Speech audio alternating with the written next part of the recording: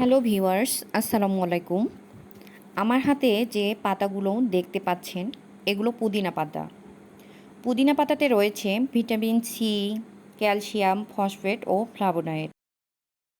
এছাড়াও অ্যান্টিঅক্সিডেন্ট যৌগ রয়েছে, যা ত্বকের সমস্যা, ব্রণ, হাইপার পিগমেন্টেশন, মেস্তা, কালো দাগ ইত্যাদি কমাতে সাহায্য করে।